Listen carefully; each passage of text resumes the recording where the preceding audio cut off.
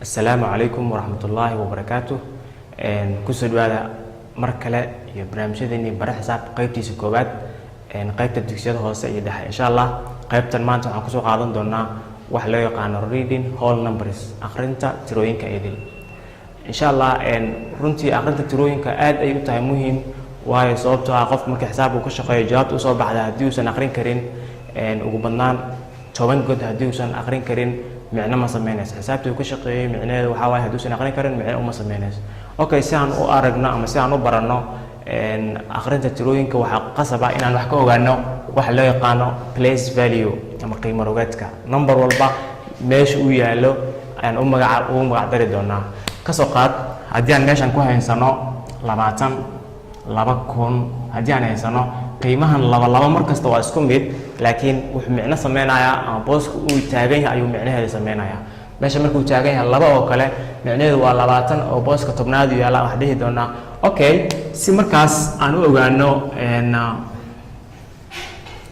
place values كا قلت كان وحلا يقانا كوباد حلا يقانا قلت كان وحلا يقانا كوباد وتاس معناه وحواي كسوقات هدي أنا رب إن نشتري أشياء marka ugu horeyso sheygan wuxuu noqon karaa hal noqon karaa labo noqon karaa 3 4 5 6 7 8 9 oo godkan koobaad waxa gali doono hal qiimo ayaa gali doono oo ah waxaan dhigi doonaa waa godka koobaad oo numberka ku jira meesha waxaan akhrin doonaa koobaad aan dhigi doonaa oo waa hal qiimo aan dhigi doonaa oo meesha ugu badnaa waxaa gali karta 9 ayaa gali karta okay normally caadi ahaan waxaan haysanaa tirooyinkan haysanana waa ever ilaa iyo 9 tobankaas god ayaa basteenkaas aan isticmaali doonaa markaan isticmaalin whole numberka godka koobaad waxaan dhigi doonaa isaga 9 aan dhigi doonaa okay markii hal aan u geeyo meeshan way isbedeli doontaa oo waxay noqon doontaa 10 ay noqon doontaa sidaa darteed markay waxaan u baahanahay inaan ka dhigo hal group inaan ka dhigo ama hal koox inaan ka dhigo oo 10 ah oo meeshan ay isugu geyn doonaa oo qaanadan ama taqaanaa boxkan oo 10 qaadka ay isugu geyn doonaa waxaan dhigi doonaa 10 ayaan haystaa oo meeshan waxaan dhigi doonaa hal aan ku qori doonaa intana waxaan ku qori doonaa eber aan ka dhigi doonaa oo waxaan haystaa 10 shay 10 shay laakiin haddii si kale aan u dhigo waxaan haystaa hal group oo 10 ah iyo sidoo kale waxaan haystaa wax group hal mees waxaan haystaa hal group oo 10 ah iyo mataqaanaa wax number oo kale ama haysto marka qaybtan labaad godkan labaad waxaan dhigi doonaa waa tobnaad waxaan dhigi doonaa tobnaad aan dhigi doonaa oo micnaheedu waxa waaye numberka meesha ku jiro micnaheedu wuxuu ka tarjumayaa intee group oo tobnaad aan haystaa waaye haddii aan dhaho meesha aan ka dhigo labo haddii aan ka dhigo waxaan dhihi doonaa 20 aan dhihi doonaa labada boos tobnaadka taala oo taas micnaheedu waxa waaye waxaan haystaa laba group oo 10 aan haystaa waaye waa laba group oo 10 aan haystaa okay haddii meeshan qiimo kale uu yaalo ka waran 23 taas micnaheedu waxa waaye waxaan haystaa laba group oo 10 ah iyo hal group oo kale ah oo 3 aan haystaa oo micnaheedu waxa waaye laba group waa laba box oo 10 aan haystaa iyo sidoo kale waxaan haystaa 3 kale aan haystaa marka waa laba group oo 10 ah iyo mataqaanaa iyo hal group oo kale ah oo 3 aan ku haystaan dhigi doonaa okay sidoo kale ayagana waxaa meeshan dhici karta in numberka ugu badan ee tobnaadka aan haysan karo uu noqdo tusaale ahaan ka soo qaad 9 haddii aan ka dhigo meeshan intan aan ka dhigo eber meeshan waxaan ku haystaa 9 group ama 9 koox oo 10 aan ku haystaa 9 koox oo min 10 ah waa 9 so marka numberka meesha yaala aan ku akhrin doonaa tobanaad haddii uu hal yahay waxaan dhigi doonaa 10 laba haddii uu yahay 20 saddex haddii uu yahay waxaan dhigi doonaa 30 afar haddii uu yahay 40 50 60 70 80 90 aan dhigi doonaa haddii meeshan qiimo u raacan qiimahaas aan akhrin doonaa oo hadda waxaan dhigi doonaa oo kale 9 iyo 8 aan dhigi doonaa waa 9 waa 9 koox oo 10 ah iyo 8 oo kale ah 9 iyo 8 aan dhigi doonaa okay sidoo kale haddii meeshan ay noqoto 99 oo aan hal u geeyo oo hal miro aan u geeyo oo waxay noqon doontaa 100 ay noqon doontaa 100ka markay noqoto sidoo kale waxaan u baahanayaa number kale aan u baahanayaa oo meeshan hal ka dhigi doonaa intan waxaan ka dhigi doonaa eber aan ka dhigi doonaa taas micnaheedu waxa waaye ayadana taas micnaheedu waxa waaye waa 10 group oo min 10 ah aan dhigi doonaa ayadana waa 10 group oo min 10 aan dhigi doonaa oo mid ma ko group walbana uu ku jiro 10 group walbana uu ku jiro 10 aan dhigi doonaa oo godkan boqolaad uu ku magacaabi doonaa boqolaadka micnaheedu waxa waaye waa hal group waxaan haystaa hal group oo min 10 group oo min mataqaanaa min 10 ah marka ayana waxaan kasii dhigi doonaa hal group aan isugu geyn doonaa waxaan dhigi doonaa boqolaad aan dhigi doonaa waxaan dhigi doonaa boqolaad aan dhigi doonaa على كل حال وركي aan ku daalin kulama numberkan uu sii socdo godkan laba saddexaad oo kale waxaan dhihi doonaa isaga 100 san dhihi doonaa waa boqolaad oo macnaheedu waxa waaye numberka ku jiro ayaa waxa u sheegi doonaa boqol ayaa ku sheegi doonaa hadii laba uu yahay 200 saddex hadii uu yahay 300 afar hadii uu yahay 400 shan hadii uu yahay 500 aan dhihi doonaa 500 ayaan dhihi doonaa okay si kooban haddaan mataqaanaa aan u dul maro oo kale si kooban haddii aan u dul maro numberka waxay ku xiran tahay meesha uu yaalo ayay ku xiran tahay kasoo qaad godka koowaad haddii uu yaalo numberka waxaan dhihi doonaa godka koowaad haddii uu yaalo waxaan dhihi doonaa ones aan dhihi doonaa oo koowaad ah oo waxaan dhihi doonaa numberka kaliya aqri doonaa godka labaad haddii uu yaalo waxaan dhihi doonaa tennis ama tobnaad oo numberka meesha yaalo 10 aan aqrin doonaa godka saddexaad ayadana waxaan dhihi doonaa waa 100 boqolaad oo numberka meesha yaalo waxaan aqrin doonaa oo boqol aan aqrin doonaa godka afraad isagana wuxuu noqon doonaa thousands kumaad ayuu noqon doonaa oo numberka meesha yaalo waxaan aqrin doonaa oo kun aan dhihi doonaa oo marka haddii aan qoro tusaale ahaan haddii aan qoro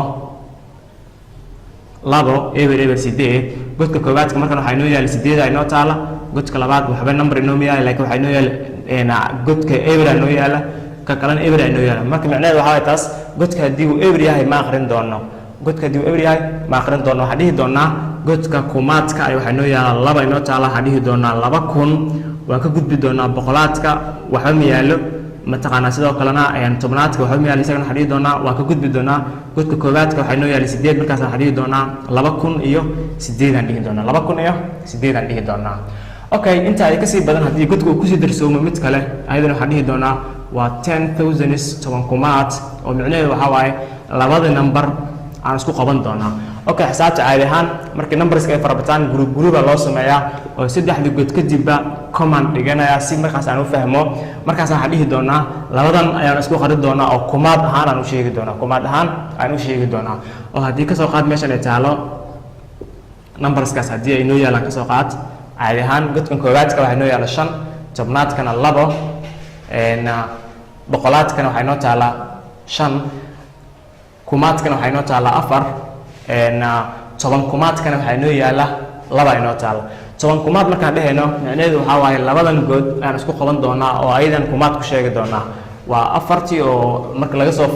tiriyo meeshan oo koowaad iyo tobnaad noqonaysa laakiin guud ahaan marka labadooda la isku qabtana waxay yaalaan godka kumaadka yaalaan waxaan dhihi doonaa 24,523 aan dhihi doonaa 24,525 aan dhihi doonaa okay inta marka kasii socono haddii god lixaad uu yimaado isagana waxaan dhihi doonaa waa boqol kumaad waa 100,000 boqol kumaad aan dhihi doonaa oo numberka meesha yaalo waxaan ku sheegi doonaa kunaan sheegi doonaa saddexdan markaan isku qabano ayaa waxay noo joogaan booska kumaadka ay noo joogaan markaas waxaan dhihi doonaa 224 kun ayaan dhihi doonaa 224 kun ayaan dhihi doonaa okay haddii god kale uu kusii darsoomo waxaan dhihi doonaa ayada waxaa noo bilaabanaya group cusub aa noo bilaabanaya oo aan ku magacaabayno millions ama milyuumaad millions aan ku magacaabi doonaa oo milyuumaad sidaa darteed haddii aan haysano 7 number waxaan awood u yeelan doonaa inaan aqrino 7daas number kasoo qaad numberkan aan rabnaa inaan aqrino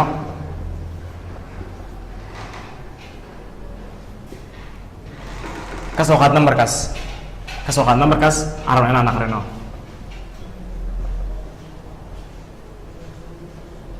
okay waa 7 god waxaan ku xisaabtamaynaa mar walba numberka godka u yaala aan ku xisaabtami doonaa haddii godkan koowaadka u yaalo 1 waa 1 godka labaad waxaa inoo yaala eber godka mataqaanaa tobnaadkaan dhihi lahaa godka boqolaadka waxaa inoo yaala 2 godka kumaadka waxaa inoo yaala 5 godka toban kumaadka waxaa inoo yaala 3 godka boqol kumaadka waxaa inoo yaala 4 ayuu taala godka mataqaanaa millionska milyuumaadka waxaa inoo yaala 2 inoo taala markaan rabo inaan aqriyo numberkan waxaan dhihi doonaa waa 2 milyan aan dhihi doonaa 2 milyan kadibna waxaan usoo gudbi doonaa qaybtii kumaadkaan usoo gudbin doonaa oo 3 number ka kooban oo aan u aqrin doono boqol kumaad aan u aqrin doono oo waxaan dhihi doonaa 435 kun ayaan dhihi doonaa sababta waa 3 number waxay yaalaan booska kumaadka kadib waxaan dhihi doonaa 201 maadaama tobnaadka meesha number uusan oolin waxaan dhihi doonaa 201 aan dhihi doonaa waxaan filayaa akhrinta tirooyinka inay ku xiran tahay kaliya numberka booska uu yahay inay ku xiran tahay kulama numberka booskaas mataqaanaa haduusan number oolin waxaan dhihi doonaa kasoo qaad 208 micnaheedu waxaa waaye boqolaadka waxay noo yaalaa labada markaan sheego waxaan sheegi doonaa booska uu ka taagan yahay boqolaadka uu taagan 200 aan dhihi doonaa meeshan tobnaadka isaga number ma yaalo ma akhrin doono laakiin waxaan akhrin doonaa booska koobaadka ah waa 208 aan dhihi doonaa kasoo qaad oo kale 285 markaan rabnaa akhriyo waxaan dhihi doonaa waa 2 oo ah booska boqolaadka taa 280 maadaama meeshan mataqaanaa marka la haysto god tobnaad ah oo waxaan dhihi doonaa 80 kadibna waxaan sii akhrin doonaa godka koobaadka 285 ayaan dhihi doonaa insha Allah guud ahaan intaas aan rabnaa kusoo koobno si kooban akhrinta tirooyinka waxa loo fiiriyaa numberka meesha uu yaalo ama meesha mataqaanaa numberka uu yaalo haddii godka koobaad uu yaalo waxaan dhihi doonaa waa god koobaad godka labaad waxaan ku magacaabi doonaa isagana waa tobnaad ama tens godka saddexaad oo hundreds oo boqolaad ayaan ku magacaabi doonaa afraad isagana waxaan ku magacaabi doonaa thousands ama waa kumaad number walba meesha booska afraad yaala waxaan ku magacaabi doonaa kumaad anagoo akhrin numberka meesha yaala haddii aan ka dhigno kala 5 haddii aan ka dhigno waxaan dhihi doonaa 5000 haddii 6 uu noqdo waxaan dhihi doonaa 6000 7 haddii uu noqdo 7000 anagoo marba mataqaanaa magaciisana sheegayna booska uu yaalo iyo numberka uu ka kooban yahay haddii godka shanaad uu noqdo isagana waxaan dhihi doonaa waa 10 kumaad labadana isku akhrin doonaa kadib waxaan sheegi doonaa kumaadka uu yahay sheegi doonaa haddii god lixaad uu yimaadana maadaama saddexdanba mataqaanaa ay ku wada jirayaan godka kumaadka waxaan dhihi doonaa waa 100 kumaad aan dhihi doonaa god toddobaad haddii markaas uu jirin waxaan dhihi doonaa isagana waa milyuumaad godkaas toddobaad waxaan sheegi doonaa numberkii kadib waxaan sheegi doonaa tirada million ayaan sheegi doonaa insha Allah intaasaan kusoo koobaynaa qaybtii koobaad ee aan ugu magac darnay akhrinta tirooyinka okay intaasaan kusoo gabagabeynaa qaybtii koobaad barnaamijyadeena aan ugu magac darnay bare xisaab insha Allah waxaan filayaa inaad wax badan ka faa'iideen waa inuu qaybta kale waa saaxiibkiin Yaasiin Axmed Yaasiin asalaamu calaykum waraxmatullaahi wabarakaatuh